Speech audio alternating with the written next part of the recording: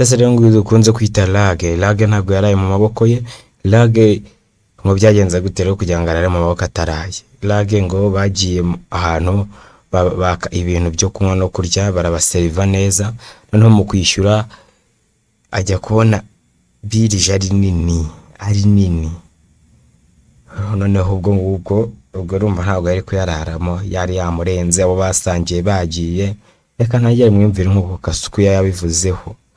Kasuku samurasira bikomeye cyane. Birangije agiye kubona fagitire yari miliyoni 3 n'imisago. Umwana w'umuhungu ngo yagiye bombe ngorane bahungu bamuri inyuma agiye kugira ngo adomo ku mwana w'umuhungu ngo yamukubise yaramara ikinye n'uruntu rw'urunyamaguru rwataruka. Harya ubundi ubwo DJ Brian na Yago bari gupfa iki?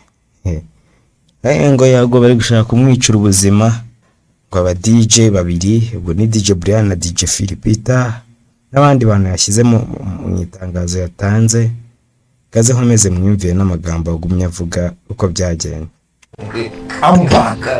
DJ Brian kuri nshuro I am back. Abana wangije point bagarutse. Abana wangije n'uyu munsi leta y'u Rwanda igufate barebe muri chaîne yawe niba utarimo gucuruza cocaine. We DJ Brian, leta y'u Rwanda ikugereho.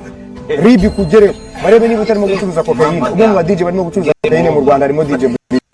Umwe mu ba DJ barimo gukwirakwiza ubutinganyi, ubusambani mu n'abakobwa, ubusambanyi. Wowe ngo agenda na madirido, agenda n'ibikoresho. DJ Brian urifata narakugambiriye wowe kajya muri team ishaka kwica ubuzima bwanjye kubera ko namaze kugaragaza ingoma zanyu zo gukorera satani no kwimika satani mu banyarwanda b'abanyarwanda mukirirwa mucana ibicaniro bya satani aho ngaho. Kuri ino shuro I am back. Ndashaka kugaruke kuri YouTube channel yawe. Ugaruke kuri YouTube channel komeza ukora ibisi.